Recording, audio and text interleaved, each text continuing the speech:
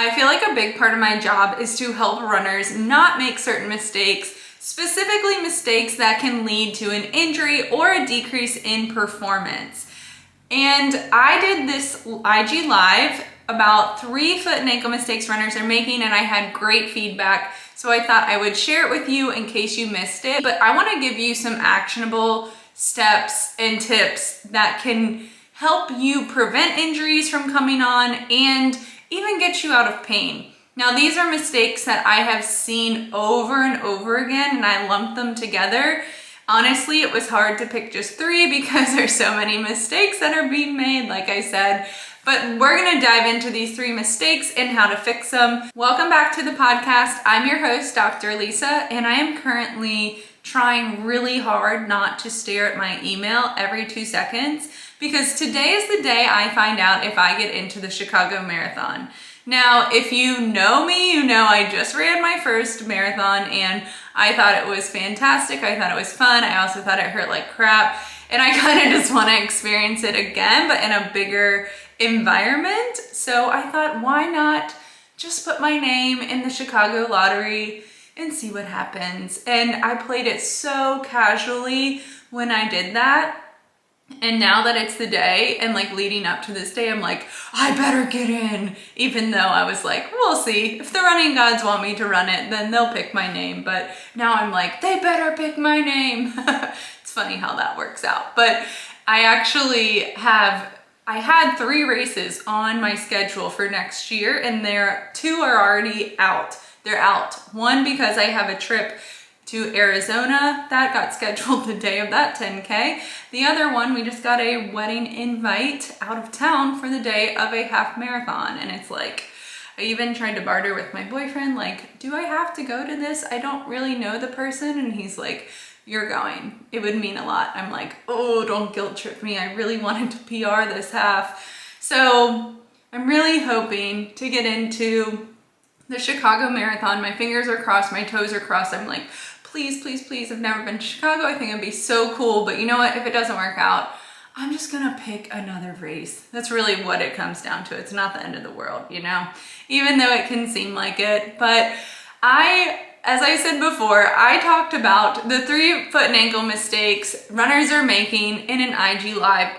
I got fantastic feedback and was thinking, I don't want you to miss this information because I see on social media all the time, you know, we play it a little safe, I guess you could say, or some people do. I try not to. I try to get like deep into like the wound, I guess you could say.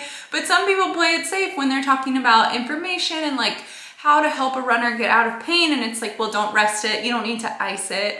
And those are all mistakes that runners are making. But I want to dive a little bit deeper into 3 specific foot and ankle mistakes that are being made like every single day. And I'm seeing this more and more often, especially with injuries that aren't necessarily at the foot and ankle. So maybe you have knee pain or hip pain or even low back pain. I just want you to know that 1, you have to look at the foot and ankle if you're having any of the pain up the kinetic chain, as I like to say. You should look at your foot and ankle. Like, you should look at how your big toe is stabilizing, how your big toe is moving, how your arch is, because that all plays a role into the foundation.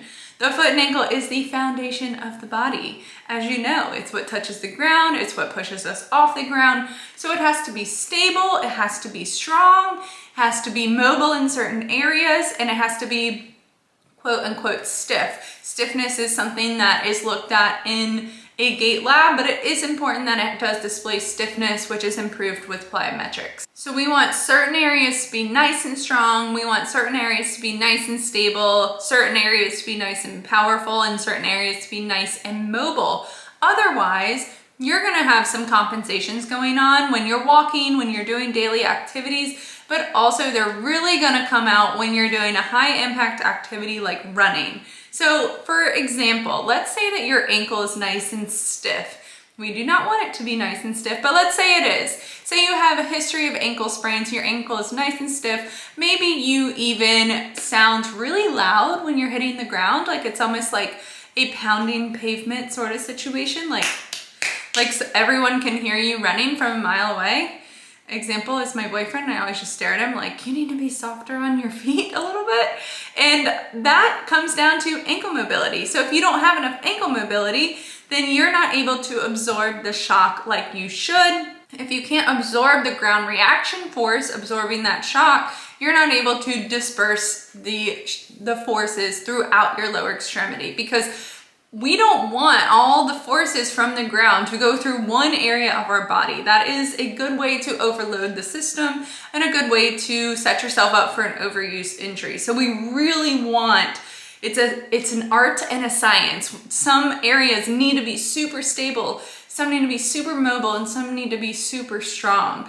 And that comes down to working on our foot and ankle first. As we build our base, we build our foundation. I'm sure you've seen pictures and videos of the runner who has hip drop and then their knee comes in and then their foot is overpronating. And all of this can happen whether we look at it from what's called a top-down approach or a bottom-up approach. So if you have hip drop, that doesn't necessarily mean it's from lack of foot and ankle stability. It could just be that your hip is weak. So we call that a top-down approach, working from the top down. And then a bottom-up approach would be if we see this overpronation, we're also working on stabilizing the arch and controlling that pronation, so then it sets your knee up for a little bit more success so it doesn't cave in. So there is some research that shows we should do top-down approach, we should do bottom-up approach when treating someone, but I just kind of do both and figure out why this person is in pain and therefore treat the whole picture. So when I see my one-on-one clients coming in with an injury, I make sure to look at their foot and ankle. How is it moving? How are they walking? How are they running? And really, that gives me a lot of clues and cues, I guess you could say, into why are they having this hip pain? Why are they having this knee pain or this low back pain? Because it is all connected. It really is. So let's dive into these 3 mistakes. Mistake number 1 is when you curl your toes, like you have claws, versus pushing your big toes into the ground. Now, I use the example of towel scrunches. You know, the exercise towel scrunches where you have to curl your toes. The towel's on the ground. You have to curl your toes to move the towel towards you. So you're really focusing on curling your toes back, gripping them into the towel to curl them back. Now, I don't love this exercise. I used to give it out to wake up the toes, but then I realized not everyone has to wake up the toes. You know, that is really specifically for those who have been in a boot, or maybe they're post-op, maybe they just have super stiff toes. Okay, I understand that exercise to get them moving, just work on some range of motion and not specifically working on a movement pattern that you are gonna use when you're running. Because when we're running, we are not clawing our toes and curling our toes into the ground to push us off the ground. That would look insane. You'd have like crazy blisters and calluses on the tops of your toes too. And that is just not an efficient movement pattern. We do not want to be curling our toes in single leg stance. Instead, we want to be pushing our big toe and our toes, but more importantly our big toe, into the ground to stabilize it. Think about a single leg stance, single leg balance. You are pushing your big toe into the ground. That is part of the tripod position to improve your balance. And it's the same thing when you're running. The last thing that leaves the ground is your big toe. That is the last thing that is pushing you off the ground, or at least it should be. When you're in single leg stance, the big toe should be pushing down into the ground, and that is gonna help improve your arch stability, improve your push off, and improve your running form. So when you're in single leg balance, maybe you're just working on your balance, your ankle stability, I really want you to focus on pushing that big toe into the ground, not curling your toes back. So I see that a lot where the movement pattern is to scrunch and curl the toes versus pushing them down into the ground. Toe spacers help a lot with this, so bonus points if you're wearing your toe spacers, but make sure that it is all about the stability, not the curl. All right, mistake number 2 is that you are stretching versus strengthening. I talk about this all the time because this is a big mistake runners are making. I cannot tell you how many times I saw during my marathon runners, I would say even starting at mile 8 or 9, where they start to just grab a curb and stretch their calf out. And it's like, oh man, we have a long ways to go if you're already having shin splints. And I'm guessing they're having shin splints if their calf is feeling tight, or maybe it's just calf tightness too. But that is not, you know, in the middle of a race, it's like, oh crap, I like really don't have any other options at this point, because you're not just gonna strengthen your calf in the middle of a race. But it's something that you need to work on before the race so you don't get into that situation. So in order to figure out if you need to strengthen your calf versus stretching your calf, let's go through a test. Now, a lot of the time runners need to strengthen over static stretching, because the feeling of tightness that you feel in the brain, you know, you feel like your calf is tight, let's say, that doesn't necessarily, your brain's leading you down the wrong path. That's a good way to say it, because it doesn't necessarily mean that your calf is in a shortened position. It's not in a adaptive shortening position like I've seen so many running ads on Facebook about. And it's like, no, because you're going through this range of motion that your calf needs to go through when you're walking, doing daily activities, and when you're running. So it's not going to be in a shortened position unless you've been on bed rest, you have been in a boot, you've had surgery. That's a completely different story. Your calf is probably in a shortened position then. But if you're going through life and you're going through the range of motion, you don't need static stretching. That's my 2 cents on it, but you know what, those ads are just clickbait anyways. Doesn't mean that they're true. So let's see if they actually are true. Let's see if we should be strengthening over stretching. And a good way to note this, the first way I would say, is to check your strength in a single leg position. We run in single legs, we gotta check it in single leg. So first thing I have runners do is get into a single leg heel raise. See if you can do 20 on each side, but the goal is not just like crank out 20, oh I did 20, I'm fine. No, you need to be doing this exercise slow and controlled, so lifting that heel all the way up, all the way down, pushing that big toe into the ground, really focusing on, do I feel like a muscle burn, like a fatigue? Do I feel like my form is getting sloppy? Like maybe I'm not lifting my heel up as high, and then you're gonna compare it to both sides. Now, say for example that you get 6 single leg heel raises before you start to feel a burn, before you start to feel like you can't lift your heel as high. And then on the opposite side, you do it again. This is the leg that maybe doesn't have shin splints as bad.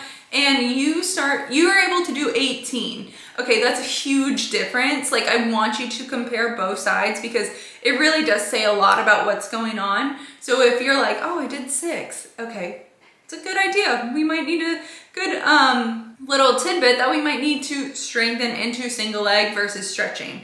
Okay, if you feel like your calf is super tight when you're running, you can also just foam roll it before you're running, maybe do some massage gun before, after you're running, but you don't need to waste your time static stretching unless, again, you're one of the exceptions that's been on bed rest, been, you know, in post-op or whatever. Don't let your brain trick you, okay? All right, mistake number 3, we're moving right along, and this is to work on gait retraining.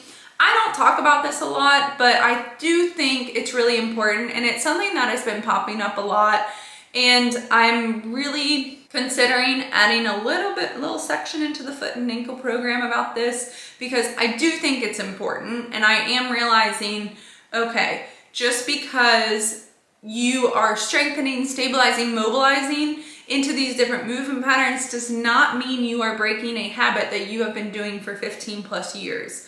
So think about like when you're strength training, say you're not even injured. If you're strength training, those movement patterns do not all directly correlate into your running form.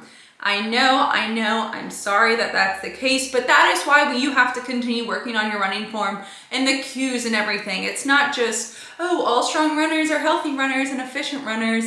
I wish that was the case, but it just shows you do have to continue working on your running form. And it's the same thing, like your running form, you could be doing something and you could be running that way for 15 plus years, and it doesn't matter how much I strengthen one certain area. If that's your habit, we have to learn to break that habit. And it's the same thing when you're walking. So low impact activity as simple as walking, because I know 2 patients or clients of mine that have been doing this where it's like we're just really emphasizing big toe stability and mobility. We're really emphasizing pushing off. And then I watch them walk and I'm like, they aren't doing any of that. And we've been practicing this for 4+ weeks. Oh, okay, so it's probably been a habit of theirs for a long, long time. So I gotta teach them how to break this habit so they can perform the movement correctly in a low impact environment such as walking before they get into a high impact activity such as running. Because if you're not able to do something when you're walking, you're probably not able to do it when you're running. I mean, 99.9% of the time you will not be able to do it when you're running because it's just a movement pattern, it's a habit. So when I talk about gait retraining and how I retrain these clients, what their gait looks like to start is, it's almost like you're just I know I have flat feet, so I don't want to say pancake feet, but it's almost like you're just putting your foot down as a whole unit and lifting it up as a whole unit. So think of it like basically they just don't have any toe off. They're not having that crease in their toes and in their socks and in their shoes when they're walking. It's just very like flat foot, flat foot, flat foot. And not necessarily relating to their arch. It's just more so like their whole foot hits the ground at once, their whole foot comes off the ground at once. So again, there's no heel strike, midfoot strike, toe off, where it's just like a rocker gait pattern, which is what it should be when we're walking. So if there's no toe off, it's like, oh, well, no wonder. I could give you a bazillion toe yoga and big toe exercises. But if you're not reinforcing it in the other hours that you are walking and running and doing all these other daily activities, then those exercises aren't gonna matter. So we have to break that habit. And I talked about this in the IG Live where it's just like flat foot, flat foot, flat foot. So what I like to give them to do is we have to think about like if you're trying to work on a skill, you wanna break it apart and slow it down until you're able to, I guess, perfect that part of the skill, and then you can speed it up and practice it in different environments. So the one drill I like to give to my clients that maybe need a little bit of gait retraining, which is funny, like, you know, some people are like, oh my gosh, I've been walking this way my whole life. And it's like, well, it doesn't mean it's right, you know, like it doesn't mean that maybe you've developed this over time and you didn't even realize it, but maybe you have been doing it for 20 years. And again, it doesn't mean it's right. It means we got to correct it now, and it's just going to take some time. So if you take your shoes off, take your socks off, basically what you're doing with this gait retraining is what I call slow motion walking. So you're walking very slow and you are emphasizing your big toe going into extension and your toes going into extension. So what this looks like is you are lifting that heel up, pausing, feel the stretch in your toes, feel your big toe pushing into the ground, and then lift your leg through and walk through, again, doing the same thing on the opposite side. So you're walking, but you're slowly walking. You're emphasizing the big toe extension and the toe extension by lifting your heel up, feel the stretch, and then feel your big toes pushing off into the ground.